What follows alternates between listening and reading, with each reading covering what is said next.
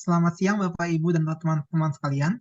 Pada kali ini kami akan mempresentasikan probus kami, yaitu pengaruh ekstra kasar senyawa polifenol dari buah apel, pepaya, dan stroberi dengan konsentrasi berbeda terhadap aktivitas antioksidan dalam tubuh. Jadi kami akan mulai dari latar belakangnya.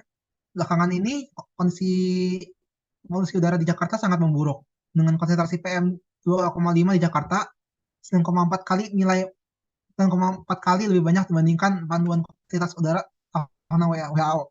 Selain itu, matahari pun semakin lama semakin panas. Kedua hal tersebut bisa memicu adanya radikal bebas yang bisa menyebabkan beberapa penyakit seperti kanker dan juga penyakit jantung. Nah, salah satu solusinya adalah mengonsumsi makanan-makanan berantioksidan seperti pada apel, pepaya, dan juga stroberi. Nah, maka itu dalam penelitian kami ingin menguji kandungan flavonoid dan tanin dalam beberapa buah-buahan yang dapat ditemukan sehari-hari menggunakan uji fitokimia. Kemudian kami akan mengukur dan menganalisis aktivitas antioksidan yang dapat dihasilkan oleh buah-buahan tersebut dan menguji tingkat antioksidan dari setiap ekstrak dengan konsentrasi yang berbeda-beda. Dalam penelitian kami pada kali ini, kami hanya menggunakan ekstrak kasar dari ketiga buah tersebut, dan kami juga mengukur persentase aktivitas antioksidan. Hipotesis kami bahwa ketiga ekstrak buah akan menunjukkan aktivitas antioksidan karena adanya senyawa flavonoid dan tanin yang terkandung di dalamnya. Lalu konsentrasi ekstrak tinggi akan menunjukkan persen inhibisi paling tertinggi karena lebih banyak senyawa ekstrak yang bisa mereduksi radikal bebas DPPH. Lalu pepaya akan menunjukkan persen inhibisi tertinggi karena memiliki jumlah flavonoid dan tanin terbanyak.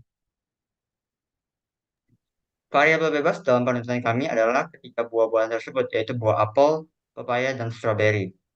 Kami ingin melihat tingkat aktivitas antioksidan dari buah-buahan tersebut. Sehingga kami harus memastikan bahwa semua variabel menggunakan ekstrak kasar, kemudian konsentrasi DPPH yang digunakan nantinya harus sama, kemudian menggunakan alat spektrofotometer yang sama dengan panjang gelombang yang sama.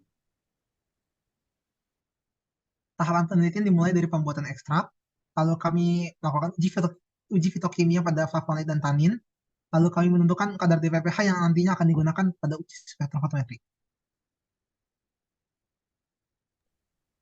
Untuk uji fitokimia flavonoid, kami menggunakan serbuk magnesium dan asam klorida pekat. Dan kalau dilihat dari hasilnya, ketiga buah tersebut menunjukkan hasil positif, di mana warna berubah menjadi warna kejinggaan. Itu menandakan bahwa flavonoid ada dalam ekstrak-ekstrak tersebut.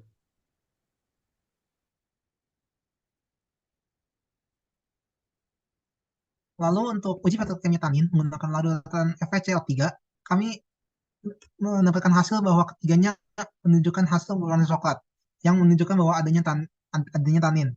Hal ini disebabkan oleh produk yang dihasilkan ketika FeCl3 bereaksi dengan tanin yang merupakan warna coklat. Kami juga harus menentukan kadar DPPH untuk digunakan nantinya di pengujian spektrofotometer tingkat antioksidan dari ketiga ekstrak tersebut. Nah, untuk penentuan kadar DPPH ini, kami lihat bahwa yang paling cocok untuk penentuan kami adalah yang tingkat absorbansinya tertinggi, yaitu konsentrasi DPPH 100 ppm dengan panjang gelombang 500 nanometer. Bisa dilihat ini absorbansinya yang paling tinggi dibandingkan yang lain. Maka kami akan menggunakan konsentrasi ini dengan panjang gelombang 500 nanometer untuk penelitian lebih lanjut nantinya. Setelah itu kami juga membuat ketiga ekstrak yang sudah kami buat dalam tiga konsentrasi berbeda, yaitu konsentrasi 25 ppm, 50 ppm, dan juga 100 ppm. Dengan menggunakan nilai absorbansi kontrol dari uji DPPH sebelumnya. Kami mendapatkan hasil bahwa ketiga ekstrak menunjukkan nilai absorbansi yang jauh lebih tinggi dibandingkan nilai absorbansi pada ekstrak kontrol. Sudah seperti ini menunjukkan bahwa persen inhibisinya malah menjadi negatif. Semakin tinggi konsentrasi ekstrak tersebut, malah persen inhibisinya pun menurun hingga kali ini bisa negatif. Di sini bisa lihat ada grafik pengaruh konsentrasi ekstrak terhadap tingkat absorbansi, dan di sini adalah konsentrasi ekstra terhadap persen inhibisi.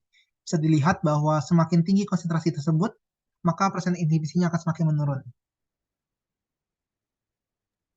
Nah, dari data tadi, kami lihat bahwa nilai absorbansi terlalu tinggi, bahkan lebih tinggi daripada kontrol, hingga menyebabkan persen inhibisi menjadi negatif.